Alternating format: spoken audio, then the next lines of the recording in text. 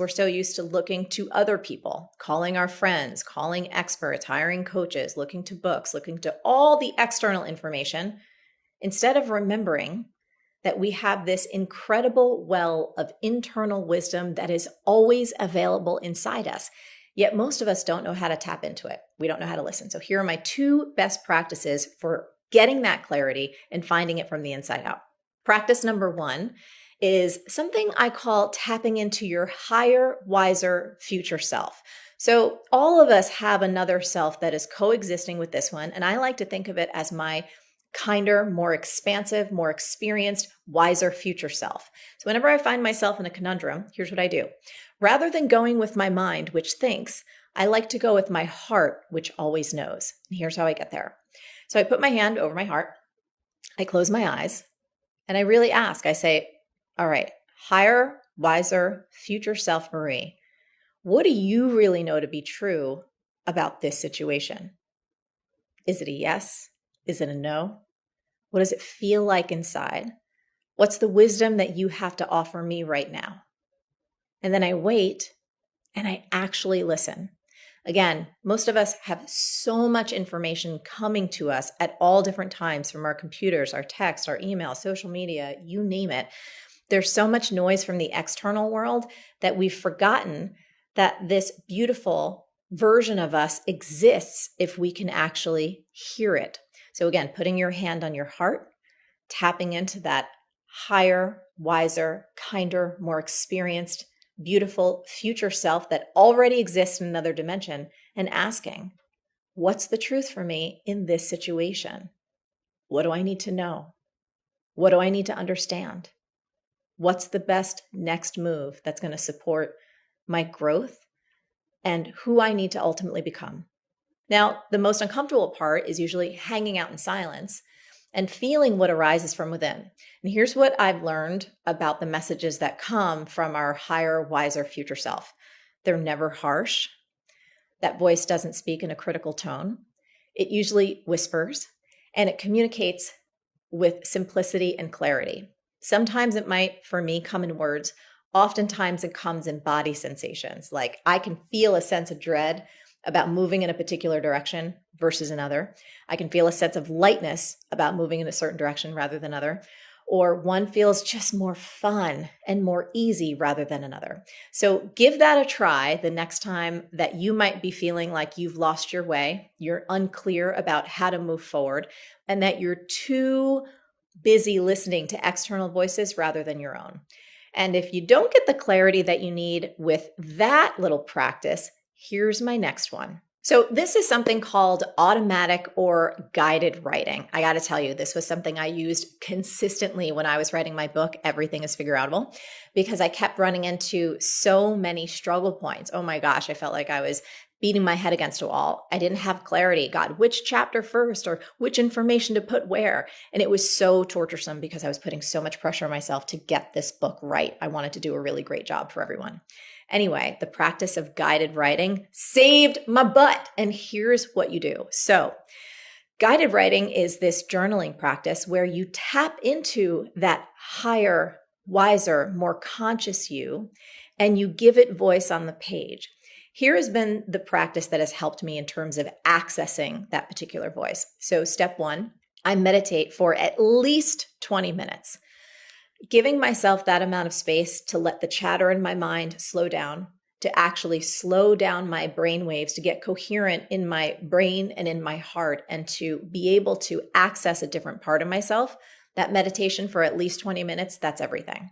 Next, I go to my journal, I get a pen, and then I write, Dear Higher Self, what do I need to know about fill in the blank? This next chapter, whether or not I should say yes to this particular opportunity, this particular real estate deal, doesn't matter, whatever it is. Once you write that question, allow your hand to really start moving on the page. I know this sounds wild, but every single time I've done this, it's as though another energy is moving through me.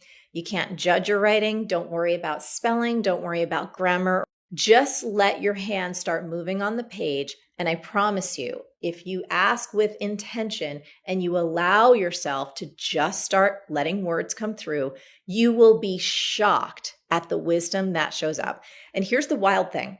When I've done guided writing or automatic writing, and I look back at those journal entries, I'm not kidding you. It does not sound like my voice. As someone who's been writing for over 20 years, who writes every day for my career, for my business, for my personal life, the language that comes through, the wisdom that comes through, the clarity, the humor, the simplicity is amazing. I think I've even shown a few journal pages to very close friends, and they've said the same thing. Like, this does not sound like normal Marie at all. I'm like, I know, but it's very, very clear. So that's my simple practice around finding your clarity through guided writing.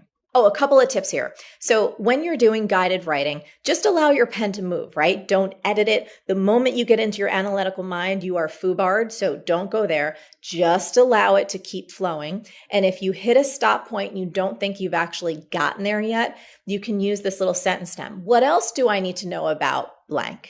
Is there anything else I need to know about fill in the blank of your topic du jour? You also don't want to worry about, I know I said this before, but don't worry about grammar or even complete or full sentences or punctuation or anything like that. Just get into the flow of writing. You'll be shocked. And when it's done, you're going to feel it, right? Sometimes I've done automatic or guided writing for like 10 minutes. Sometimes it's gone on for 25 minutes. Sometimes it's been 5 minutes. When you get in tune with yourself, you'll just feel like it kind of stops and it's complete. And then you can go back and reread what you wrote. And once again, when your highest, wisest future self is coming through, that voice is not harsh. It is not critical. It is so beautiful and loving and clear and simple. And mine is often very funny and very firm. So give both of these practices a try. I hope they help you find clarity. And today's question comes from Ellen. Hi, Marie. My name is Ellen. I'm in Phoenix, Arizona. My son left home at a younger age, and I was a single mom. I'm having trouble finding purpose in life, new direction, where to go from here. Always been a mom, working hard. I'm on disability. Just need to know, what do I do now? Sometimes I feel like I'm too old to keep moving forward. And other times I'm like, no, I'm young. I'm going to be 50 this year. So where do I go from here? Oh my goodness, Ellen, I wish I could reach through the screen right now and give you such a big hug. I love your question so much. I also want you to know you're not alone. Going through a transition like this, you have spent years, if not decades, working so hard to take care of your son as a single mom.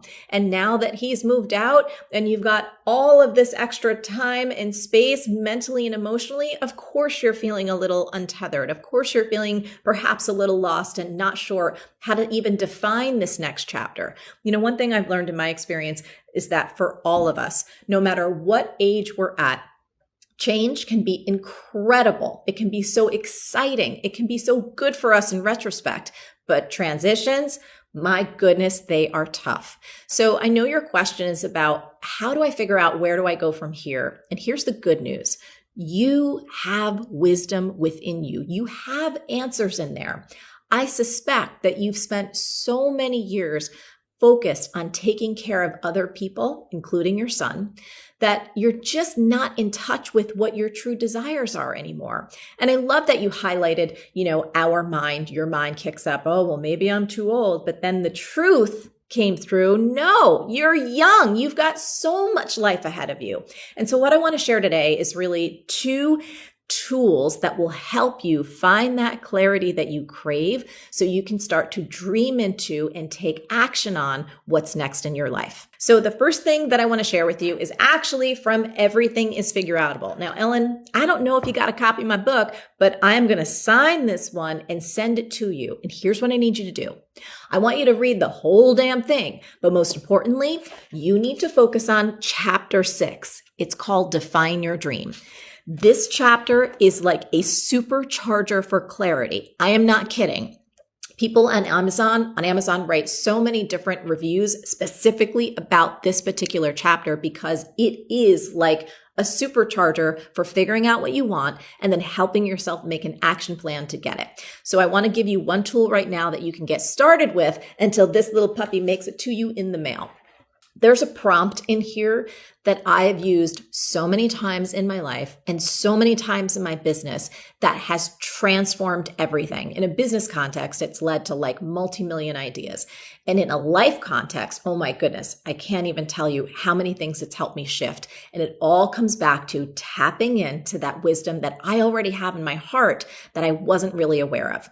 So what you're going to need is a journal or just a notebook or a piece of paper. And I want you to give yourself at least 15 to 20 minutes of uninterrupted time with no cell phones around, no things ringing or dinging, no televisions, no nothing. I just need you to put yourself in a place where it can be kind of quiet, where you're really comfortable. Maybe you have a little cup of tea or a cup of coffee or something stronger if that's what you're into, whatever floats your boat.